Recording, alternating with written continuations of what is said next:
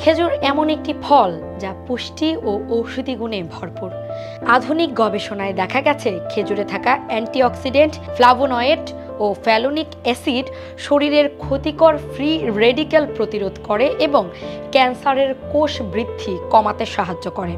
Saudi আরবের king Saud ইউনিভার্সিটির এক গবেষণায় প্রমাণিত হয়েছে খেজুর শরীরের রোগ প্রতিরোধ ক্ষমতা বাড়ায় এবং অন্ত্রের ক্যান্সার প্রতিরোধে ভূমিকা রাখে। ইসলাম ধর্মেও খেজুরকে বিশেষ গুরুত্ব দেওয়া হয়েছে। পবিত্র কোরআনে সূরা মারিয়ামে আল্লাহ তাআলা মারিয়াম আলাইহিসসালামকে খেজুর খেতে বলেছেন এবং রাসূল সাল্লাল্লাহু আলাইহি ওয়াসাল্লাম বলেছেন, যে ব্যক্তি সকালে 7টি আজোয়া খেজুর খায় সেদিন সে বিষ ও জাদু থেকে নিরাপদে থাকে।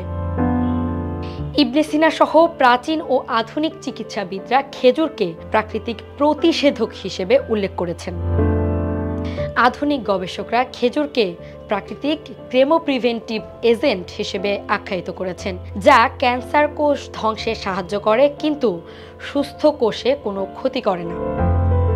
ইউনিভার্সিটি অফ কায়রোর এক গবেষণায় দেখা যায়, নিয়মিত খেজুর খেলে লিভার ক্যান্সারের ঝুঁকি উল্লেখযোগ্যভাবে কমে। খেজুর হলো এমন এক বরকতময় ফল যা শরীরকে শক্তি দেয়, ক্যান্সার প্রতিরোধে সহায়তা করে এবং ইসলামিক দৃষ্টিকোণ থেকেও স্বাস্থ্য ও আশীর্বাদের প্রতীক।